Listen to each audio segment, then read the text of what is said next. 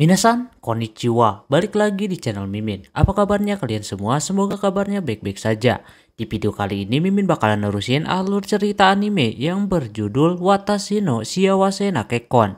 Buat kalian yang belum nonton episode sebelumnya disarankan untuk menonton terlebih dahulu. Linknya ada di deskripsi video ini. Oke, tanpa berlama-lama lagi langsung saja ke video intinya. Audio Jungle.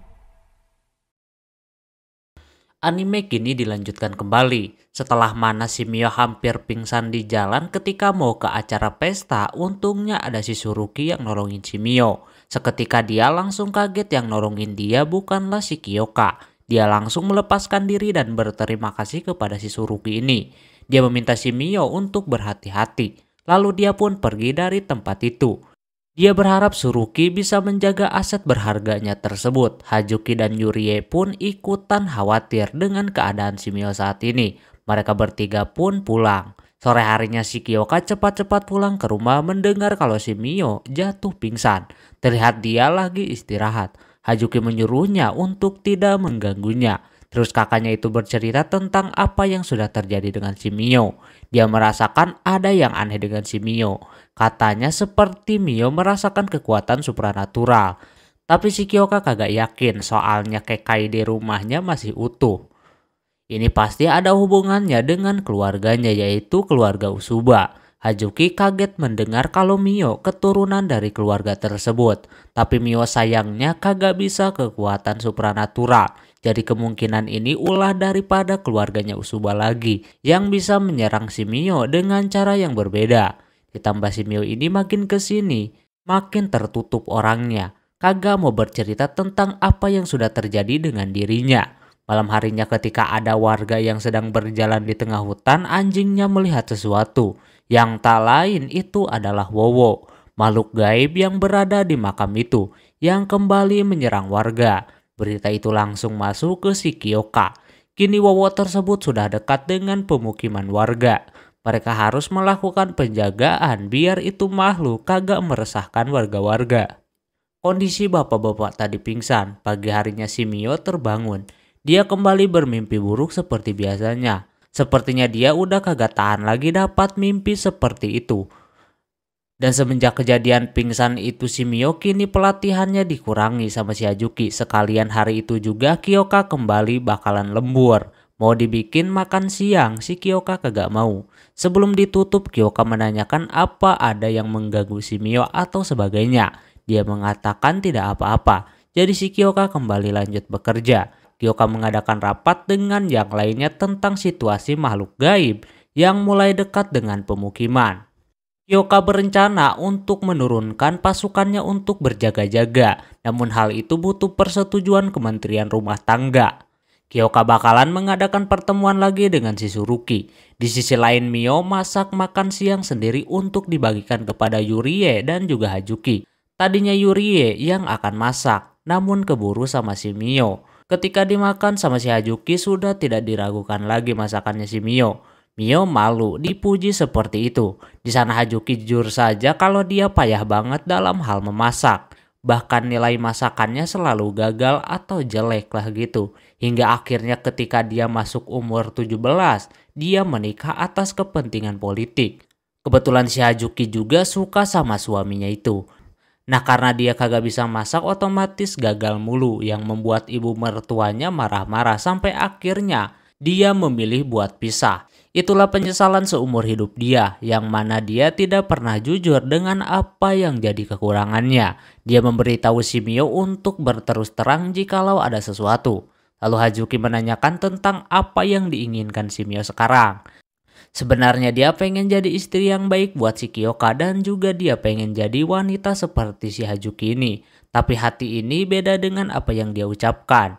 Dia cuma bilang Mio pengen tinggal di situ terus bersama si Kyoka. Hajuki senang mendengar hal itu. Sementara itu Kyoka kembali meminta informasi yang telah digali sama bawahannya. Namun belum ada titik terang tentang yang namanya Sumi Usuba. Kyoka menyuruh buat mencari info lagi sekecil apapun. Setelah itu Kyoka kembali bekerja lagi. Kali ini dia bakalan menyelesaikan pekerjaannya dan pulang cepat-cepat. Selepas di rumah si Kyoka diem di luar. Tak lama kemudian datang Shimio membawa minum dan juga makanan. Lagi dan lagi Kyoka menanyakan keadaan Shimio, apakah ada yang mengganggunya.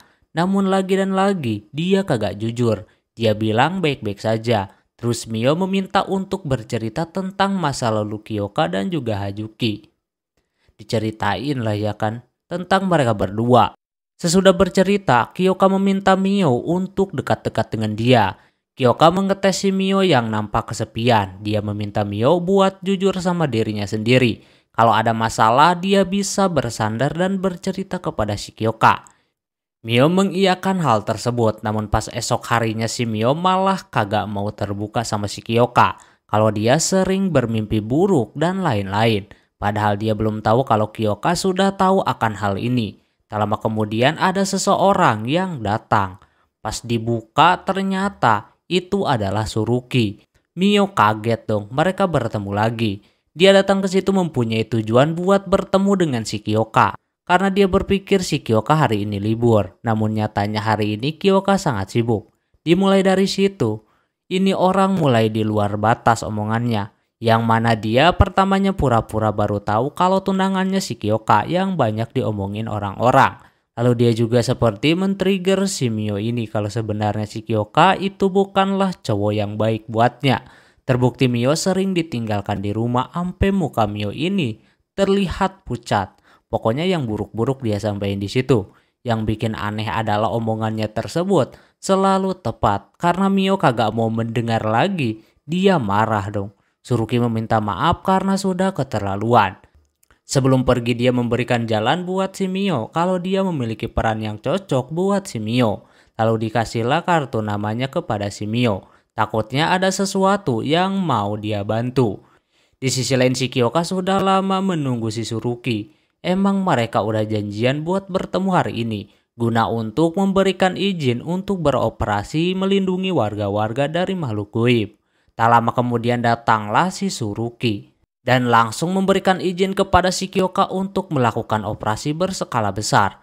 Nah sesudahnya si Suruki meminta maaf karena sudah telat. Dia kasih tahu saja kalau dia tadi ke rumahnya dan bertemu dengan tunangannya yaitu Mio.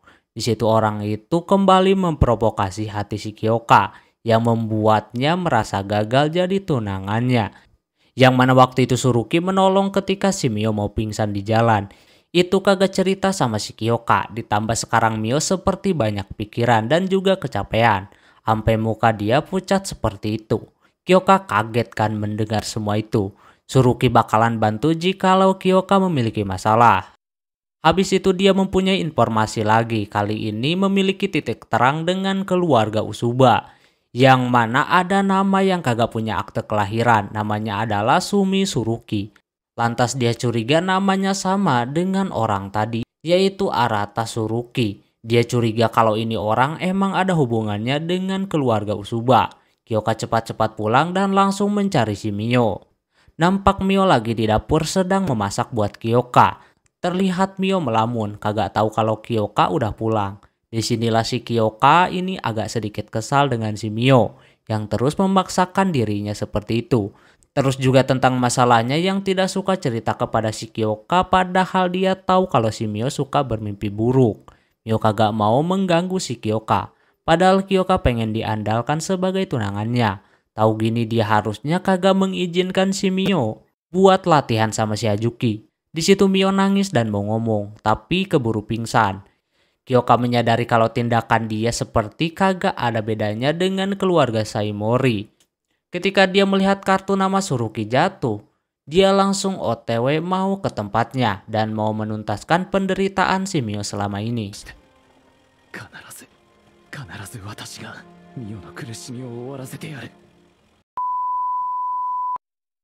Singkat cerita, Kyoka nyampe ke kediamannya si Suruki. Di situ si Mio sudah siuman dan dia pengen jalan kaki aja. Pas depan rumah mereka kaget padahal sekarang pertengahan musim panas. Kok bunga sakuranya masih kelihatan segar. Di situ juga ada Suruki, dia memberitahu mereka kalau ini adalah tempat keluarga Usuba. Lantas Mio kaget, ternyata orang itu nama aslinya adalah Usuba Arata. Suruki adalah nama lainnya. Dia adalah sepupunya si Mio. Dia tahu tujuan si Kyoka datang ke situ. Dia tahu kalau mimpi buruk si Mio itu gara-gara keluarga Usuba. Katanya itu disebabkan karena kekuatan si Mio juga. Mio aneh, padahal dia kagak punya mata roh. Tahu sendiri kalau Usuba itu mempunyai kekuatan yang istimewa. Tak lama datang orang lain yang disebut kakeknya si Mio. Dia adalah bapak daripada emaknya si Mio. Terus mereka pun mulai berbincang di dalam sana. Di sana Mio nampak enjoy ketika dia menginjak kaki di keluarga Usuba. Mio merasakan ada perbedaannya. Kalau dia keluar dari lingkungannya itu otomatis Mio bakalan mengalami mimpi buruk lagi. Soalnya di rumah Kyoka dia memasang sebuah pelindung gitu. Dia ke situ bertujuan untuk mengetahui cara mengendalikannya. Tentu ada caranya. Namun hanya bisa dilakukan sama keluarga Usuba saja. Yaitu dengan Mio tinggal di rumah itu. Tentu si Kyoka kagak membiarkan itu terjadi. Anehnya, kenapa enggak dari dulu ya kan si Mio ini dibawa? Katanya mereka kagak tahu juga kalau Mio punya kekuatan segede ini. Apapun alasannya si Kyoka kagak bakalan memberikannya kepada mereka berdua. Mereka pasti ada maksud untuk mendapatkan si Mio. Di situ Arata mulai berbicara kalau ini semua masalah keluarga Usuba. Jadi Kyoka kagak bisa ikut campur. Tetap saja dia bersikeras banget untuk mempertahankan si Mio. Lagian si Kyoka kagak bisa menjaga si Mio. Dia terus fokus sama pekerjaannya hingga melupakan si Mio ini. Terjadi saling cekcok sehingga akhirnya keputusan ada di tangan si Mio. Dia bingung kalau dia ngomong pengen sama si Kyoka terus.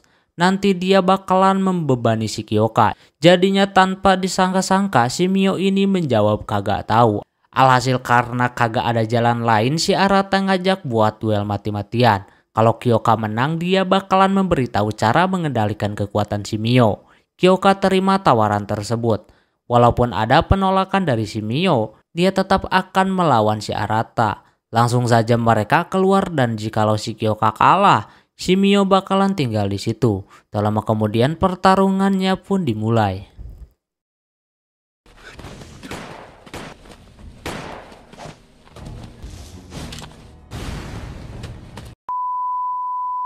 Kyoka sempat mengenainya 2 kali, namun Arata bisa membuat bunshin. Jadinya si Kyoka terkecoh lalu tertembak macam itu.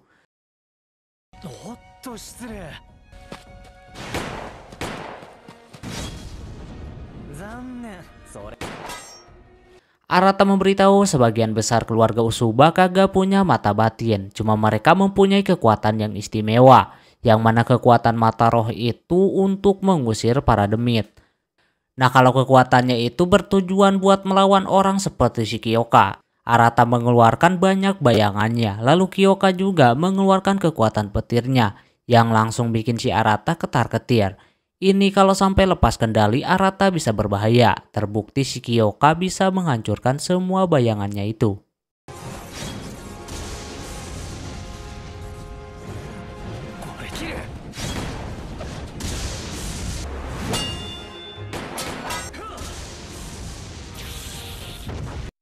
Arata belum kalah, dia ngeluarin lebih banyak lagi. Tetap saja si Kyoka dengan bola apinya bisa menghempaskan si Arata.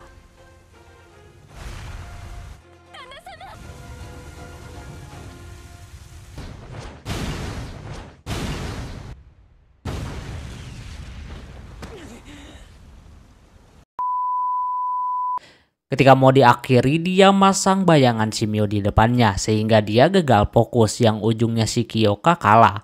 Dia tidak membunuhnya. Sekarang si Mio bakalan tinggal di situ lalu si Kyoka pun secara terpaksa dikeluarkan dari lingkungan tersebut menggunakan teleportasi.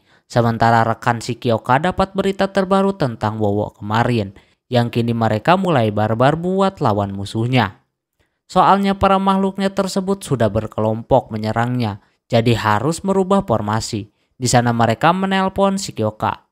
Sementara dia sendiri lagi diobati sama kakaknya di rumah. Dia kagak percaya si Kyoka pulang langsung merengek seperti itu. Dia menyuruh si Kyoka untuk mengambil kembali si Mio.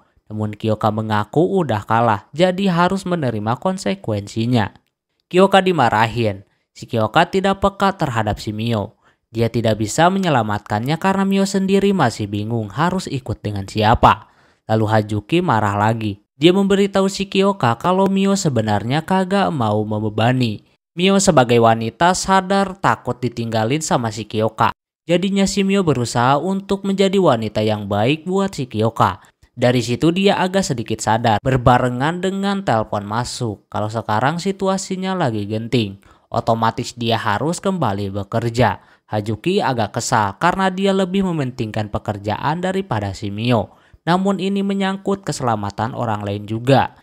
Kalau dia gagal melindungi orang, Mio malah bakalan marah. Dia akan menyelamatkan si Mio setelahnya. Hajuki mendukungnya dan menunggu si Kyoka. Sementara itu si Takahito merasa gelisah. Dia merasa ada yang buruk hari itu. Dia berharap kepada seseorang. Sementara di kubu si botak dia kesenengan karena rencananya sebentar lagi bakalan berhasil. Dan nantinya kagak ada satu orang pun bakalan bisa melawannya lagi. Arata sudah mendapatkan informasi tentang pasukan anti demit yang bergerak dengan formasi yang baru. Dia berharap kagak akan terjadi sesuatu atau nanti kekaisaran itu terkena batunya. Tugasnya sekarang cuma fokus sama satu, yaitu Mio. Inilah misi yang dia idamkan dari dulu, yang mana misi yang dapat dilakukan sama si Arata sendiri. Terus dia bertemu dengan si Mio yang lagi melamun. Dia menanyakan keadaan si Kyoka. Katanya dia baik-baik saja. Dia cuma mengirimnya keluar dan sekarang dia mungkin sedang kembali bekerja.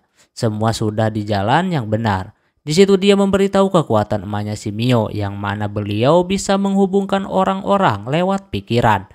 Dan anaknya bakalan mewariskan kekuatan yang langka, yaitu kekuatan mata mimpi yang dipunyai sama si Mio. Yang mana kekuatannya itu bisa masuk ke dalam mimpi seseorang dan mengendalikannya. Karena semua orang itu tidur, jadi mau sekuat apapun pasti bisa dikendalikan. Dan jika kekuatannya berkembang maka Mio bisa melihat masa lalu, masa depan melalui mimpinya. Mio kagak menyangka punya kekuatan sehebat itu. Terus dia merasa agak aneh kenapa kekuatannya baru muncul sekarang. Di sana kakeknya memberitahu kalau kekuatannya selama ini disegel sama emaknya si Mio. Biar paham, dia bakalan menceritakan semuanya kepada si Mio. Dimulai dari emaknya kenapa menikah dengan keluarga Saimori dan yang lain-lainnya. Seperti apa kelanjutannya kita tunggu saja minggu depan teman-teman.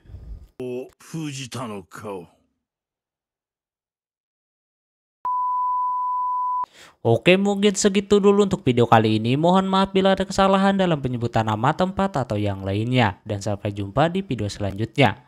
Jamatane, bye-bye.